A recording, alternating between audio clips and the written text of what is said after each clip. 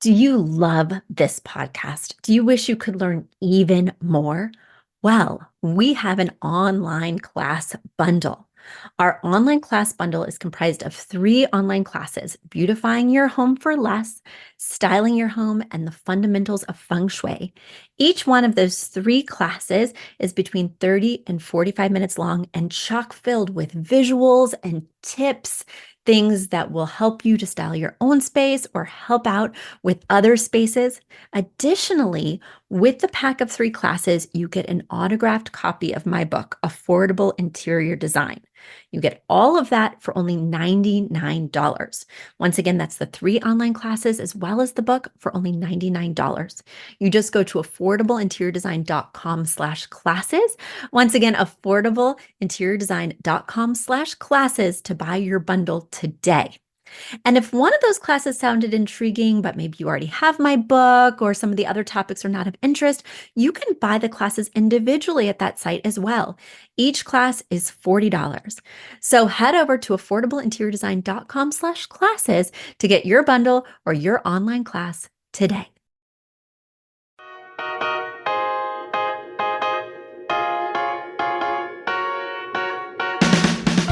You don't need a high-end designer or a lot of money to get a luxe look. Be your own interior designer. This is Affordable Interior Design, the podcast. Here's your host, Betsy Helmuth. Hello, everyone. I hope your holiday season is going well. I hope that you are having a good time shopping and finding things that are in stock. Oh my goodness, the supply chain issue. Knock on wood, I haven't had a lot of problems with gift buying, but oh my gosh, I'm sort of glad I haven't found the right house right now because the lead times on furniture are so intense. As I was looking around, some houses were actually very well done, even though not particularly to my taste. And I was like, you know what? I'm just going to ask the owner if I can buy their furniture with the house because it fits so well. It was obviously considered, maybe even by a designer. And even though it doesn't completely align with my taste, I know I'm not going to be able to get anything for 6 to 9 months, anything that I don't want to buy on Wayfair or Overstock. And so I might as well just purchase this and then later add accessories and some flair to make it represent me. Luckily, none of those have worked out. They've all fallen through. And the reason I say luckily is because, of course, you guys know deep down in the bottom of my heart, I want to pick out every single thing. And I'm one of those instant gratification people. Are you guys like that? Where I just want it to be done and I want it to be done my way, which generally means I make it happen, by the way. So don't worry, most people are not involved in my whirlwind. But in this climate, you can't make it happen. No matter how much you want that sofa next week, no matter how much you will that bookcase to be here before summer, it's not going to be. So maybe it's better this way, guys. I don't know. All right. Well, we have had so many wonderful questions come in, and I want to solve all your problems before the new year. That way, you can be kicking off 2022 with confidence and good design. So, without further ado, first question. My first question is coming in from Samantha. I guess she goes by Sammy, who's from Delaware. And she writes, "Hi, Betsy. I love the show. I love the courses. I love the book, though I still need to get the latest version. I know.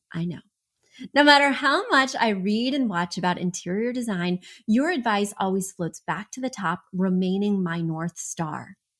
I just bought a house and I'm starting from scratch. I know you say start by listening to the home itself. That is, figure out the architectural statement. But my home doesn't lead hard in any one way or another. At least, I don't think it does. The kitchen is more traditional, but the home has higher angled ceilings and it's like a ranch, I guess. The only window trim are the bottom sills. The photo contains the seller's furniture and I do plan to paint. Warm hardwood is throughout. This home is a single story and it was built in 2004 in southern Delaware. The fixtures are traditional and often that gold brass, but the kitchen has brushed nickel. So, what do you do when you can't figure out the architectural statement? And should an architectural statement always come before style preferences? Are there exceptions?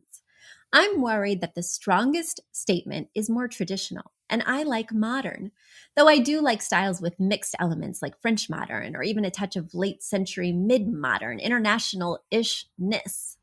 I am ready for a Betsy Smackdown. I would rather have a cohesive look than a kitschy, discordant mess. Thank you for the amazing resource that is your podcast and your other content offerings. It's been amazing for a budget apartment renter like me. I'm excited to invest what I've learned into my new house, and I am saving up to do your 2-room virtual package. All the best, Sammy.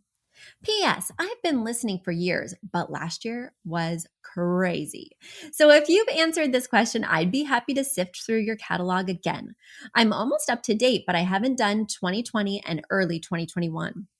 I have a suspicion this may have been a question in, say, 2018-ish, but I can't seem to find it. Please feel free to abbreviate my email if it's too long. Well, first of all, Sammy, it was not too long. And second of all, the details are so important when giving you great advice. I want you to be able to take the information that I'm sharing with you and immediately apply it. So details and pictures are key. Thank you for sending both. Also, I wanted to bring up one point before I answer your question.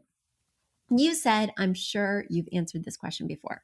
And boy, oh boy, Sammy, are you right? I think I've answered every design question before. I have been on the air for almost 7 years. That's right, guys. In March, it will be 7 years. And 308 episodes as of this show, with multiple questions per most episode, means that I've talked about a whole lot of interior design. Everything old is new again. And I am evolving as a designer, and my ideas grow and change. So, of course, the rules in my book, the tenets that I share that are foundational, I don't really change those. I tend to always play by the rules because it's easier for me to do. It gives me a perfect framework, and most of my clients execute the designs I create. I don't personally execute them. So I want them to know with confidence that yes, this proportion totally makes sense. I know how to do this. I can follow these rules that Betsy's laid out, and I will get the look I'm going for. Versus doing something wacky that's constantly breaking the rules that I would need to curate personally, and I would need to share with them, hey, this is what I'm doing. It's intentional. I did a huge overscale painting above your small buffet for this reason, and it looks unusual, but I'm going to balance it with X, Y, Z. No, I'm just going to give them something that makes a lot of sense and looks great and is easy to execute. That's my jam. Everybody has their little niche in the design universe in terms of designers who have a platform, and mine is practical meeting pretty, right? Because for me, I have 2 young children. I have a dog, I have a cat, I have a husband who's messy. I'm a little messy. And if it's not practical first, it's not going to look pretty for very long. Just put it that way. So I probably have new spins on every question, even if I read it again. I will not remember if I have answered this question because life happens and my memory. I mean, some days I feel like Dory from Finding Nemo. See, I don't even remember the name of the movie. But I'm happy to answer questions again and again. And I think my listeners will get value from new spins or from me saying it a different way. And certainly if they're watching on YouTube, they'll get value from seeing your images and being able to put the ideas together. All right. That being said, let's dig into your question. So as I'm scrolling through your pictures right now, I totally agree with you. The inside of the house is rather nondescript. I don't even think the kitchen cabinets are all that traditional. Sure, they do have a small panel. Sure, they have an arch at the top with the detailing within that panel, but they're not overly ornate. There's not a lot of carving. The backsplash seems pretty simplistic. Even the drawer fronts are just flat. So I would definitely call this transitional much more than traditional. And yes, the baseboard moldings, the trim around the fireplace, that has a little bit of character to it, a little bit more carving than not. But there's nothing ornate, filigreed, intense, overscale. It's all pretty bland. And I mean that in a good way for you because you can really do what you want with the inside of this house. Now, I don't just look at the inside, I also try and look at the exterior, which I cannot see in these pictures. But based on the interior, I think you could take this in any direction. I have a house that was built in 1913. They called it colonial on the listing. To me, it has like some elements of craftsman with lots of stained glass, lots of chunky moldings, but it's pretty nondescript. So I designed it how I wanted. And downstairs, it's pretty contemporary meets mid century modern. And in my bedroom, I went totally transitional. In my husband's TV room, we went really contemporary. In my kids' rooms, we weren't really Disney. But anyway, I was able to project whatever I wanted to onto my relatively blank canvas. And I think the same for you. Your canvas is even more blank because I don't see a lot of stained glass pushing you in one color direction. My moldings are super chunky. I think my baseboards are between 8 and 10 inches high. So even that has a look that I need to be thinking about, whereas your baseboards are totally standard. I think you can do whatever you want in here. I think you could take it really traditional. I think you could go French country. I think you could go mid-century modern. I don't think you could go modern. Modern being that era from the 50s and 60s that is super lacquered, super clean, Bauhaus, geometric, just because of the paneled doors in here and the small nuances that just aren't that slick. But the world's your oyster otherwise, and that sounds like it completely aligns with what you're wanting to do, Sammy. Now, you may want to consider the kitchens and baths and lean slightly more transitional, but a lot of contemporary furniture these days has curving lines, has softer edges. So it can, even if it's a contemporary piece, not feel so hard, linear, cold, and sterile, right? And I would probably be leaning that way. And I am so excited to hear that you are going to paint because, oh my gosh, this is that rainbow of fruit flavors that I warn people about, right? You have the bright red kitchen that leads into the bright sun yellow open dining room. Then you have this sort of room off of the dining room that's got this kind of ecru neutral. I mean, there's just a lot going on, and none of it to me is a style. So I think this home is not only open for interpretation, it is begging for interpretation. We need to bring this home some sophistication because right now it's a little all over the place, which I hope means that you got a really great deal on it because I mean, this person who lived here, I don't know if they enjoyed consignment store shopping and just took anything they saw that was interesting, but didn't think about making the space cohesive, or if they were just really eclectic and sort of without an anchor. But your job is to bring this space that anchor. And like I did with my tabula rasa, you can give each room its own flavor, maybe a slightly different style, right? If it's not open to the other rooms. So, like my primary bedroom is not open to the living room or really any other room. So I went completely transitional in there, even though I didn't go transitional anywhere else. So these are some tips for you that I hope help when you're designing your space. Let me leave your pictures and go back. Oh, yes, I did not touch upon the finishes.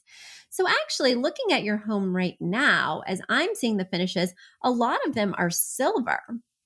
And if you say that the kitchen also features silver, then I would stick to silver. Now, I do think that the most exciting way to use metal finishes is to do a two-tone finish. And I plan on when I get my new house, I don't care what it looks like now, I plan on incorporating two-tone metals. The reason is because I think two tones make it more timeless, because all brass, that has a certain look that evokes a certain era that's not always all class. And all silver, which I did in my current home, it's just a lot of the same look. So I think it may be more designerly to include a two-tone metal finish. But when I'm doing two-tone metal finishes, I never mix warm and cool metals. So warm metals are brass, gold, things like that. And cool metals are silvers, chromes, things like that. And then the third family is dark metals being blacks, wrought irons, things like that. I only mix black with cool and black with warm. I never mix warm and cool. That being said, you have a lot of silver metals in here, so you could go ahead and mix black metals in. My tip with that is that you don't just arbitrarily pick some things in black and some things in silver. You intentionally pick a few prominent pieces, just like 2 to 5 prominent pieces in the room that are both metal finishes. So maybe it's a floor lamp where, like, there's this really cool floor lamp at CB2 where the gold base ombres down to black. So it's this slow fade from this really warm metal to this deep, dark tone. I would prominently place that floor lamp. I would pick a ceiling fan because I see a lot of ceiling fans in here. So if we have to have a ceiling fan, which is never a designer fave, but if we have to have one, I would look for one that maybe has a two-tone metal finish. So it draws my eye up and I'm immediately merging these metals as I walk in the space. Or I can see that you have an entry fixture opportunity. That's a great place to set the tone, to say, hey, this is a two-tone metal space, right? So be thinking about picking at least a few two-tone combined elements to really make the space feel intentional and to make it sing. Sammy, I've solved all your problems. Now you can move in and do whatever the heck you want. Very exciting. I'm looking forward to being able to move in my space and being able to say the exact same thing. And now it's time for a quick commercial break. You've asked for it, and we have answered the call. For years, you've been saying, Betsy, you're talking about all these great design concepts, but we can't visualize them. You're describing the picture that the listener sent in of their problem, and we wish we could see that picture too. After all, a picture is worth 1,000 words, and I do my best to describe them, but there's nothing like seeing it for yourself. And that's why Affordable Interior Design, the podcast, now has a YouTube channel. Not only do we have a YouTube channel where you could see recordings and clips of these podcast episodes, we also have an Instagram, a Facebook, and so many other exciting things. You should check it out. Head over to affordableinteriordesign.com/links. Once again, affordableinteriordesign.com/LINKS. links. And when you go there, you will see links to our YouTube page, our Instagram page, our Facebook page, and more. Please check it out, follow and subscribe so you can see everything I'm talking about.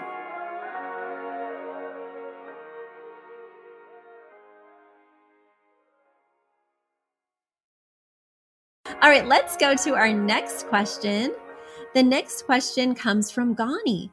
Ghani is writing from Israel, and she says, Hi, Betsy. Oh my gosh. Well, here we're on the same topic. I know you say not to mix warm and cold metals, but I sure need your advice. Here's my dilemma. We are renovating on a very tight budget. The least expensive faucets are shiny chrome, which I don't really like. To do a burnished nickel is 30% more in price. Brass or bronze are even more expensive.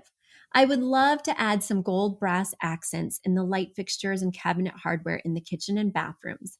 Can I just ignore the faucets? Like I might ignore a stainless steel appliance? Or do I have to stay shiny and chrome everywhere, including lights and hardware? What other metals can I add where I have a polished chrome faucet? Thank you, Ghani. Well, Ghani, I'm going to ask you. After hearing the answer to the last question, what can you add to polished chrome? Well, let me clarify something. Of course, we can do black metals, right? But the other thing that we can add to polished chrome is brushed nickel, is pewter. Anything in the cool metal family will do. It does not need to have the same sheen level.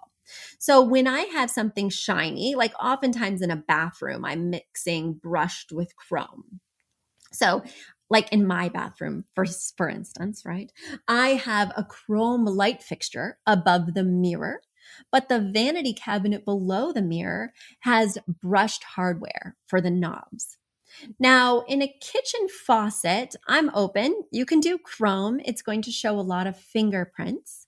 You could do brushed, it's going to not show as many fingerprints and maybe be more in alignment with your style. But to answer your question, hopefully you've solved it for yourself. When I'm working with cool metals, I would not incorporate warm metals. I would incorporate dark metal finishes. They make a lot of faucets that come in a dark metal finish. Yes, you can ignore the stainless steel appliances, but I would not ignore the faucets. So the faucets and the hardware on the cabinetry need to resonate together. And you know, I love my two-tone metal finishes. There are some amazing pulls that incorporate both cool metal finishes and black metal finishes. Or if you're listening and you're going for dark metal finishes as well as warm metal finishes, there are some amazing pulls that combine those things too.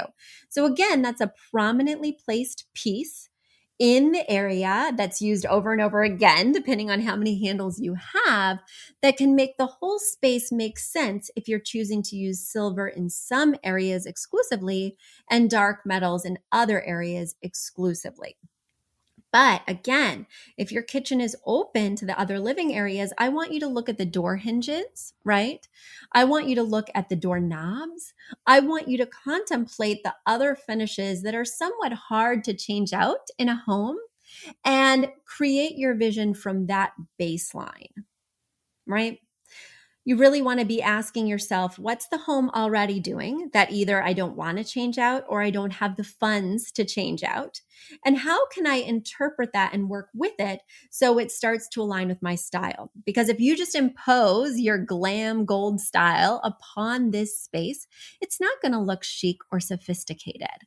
And you can make it look chic and sophisticated, even if it's not totally your dream metal finish, by choosing things that are really more to your style, even though you've compromised on the metal, right?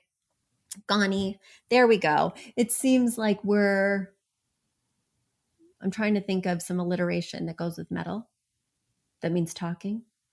Seems like we're trying to come to a meeting of the minds with our metals, and I think we're getting pretty close. So I hope that inspired you and gave you some good strategies for moving forward as you're designing your home and working on your renovation.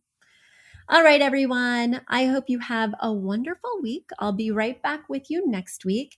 Keep those questions coming. I love answering them. You're going to send them to, well, you're going to head over to affordableinteriordesign.com/podcast. Once again, affordableinteriordesign.com/podcast. And guys, if you're wondering what you can get me this holiday season, you're saying, Betsy, I would love to get you a gift.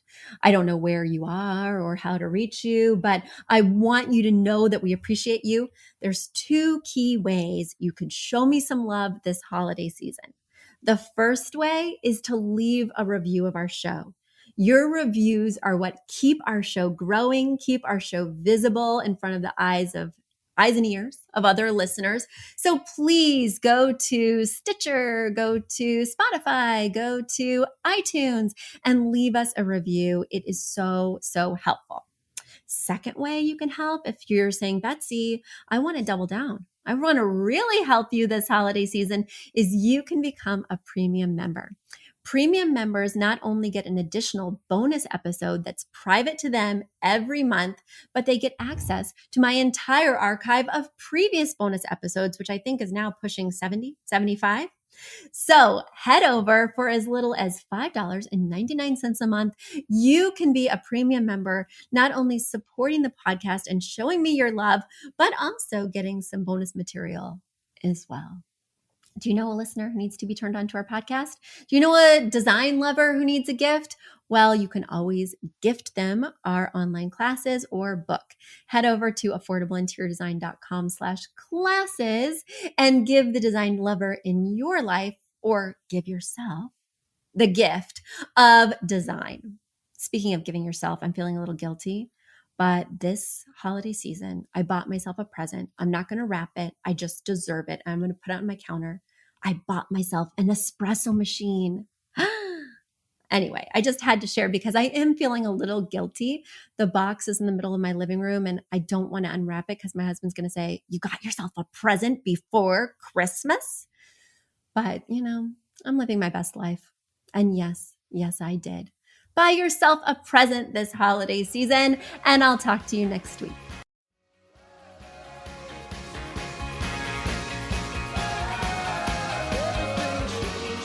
Are you a fan of this podcast? Do you wish there was even more juicy content for you to sink your ears into? Well, there is. You can become a premium member of this podcast for $5.99 a month and get full access to an archive of over 50 bonus episodes. Additionally, we release a bonus episode every single month. That's a ton of extra content, including my personal interior design diaries, extra tips, my talking about trends, and so much more. Additionally, you'll be keeping us on the airwaves each and every week because your premium membership money goes directly back to making this podcast amazing. Check us out at affordableinteriordesign.com. Click on podcast to learn more and to become a premium member today.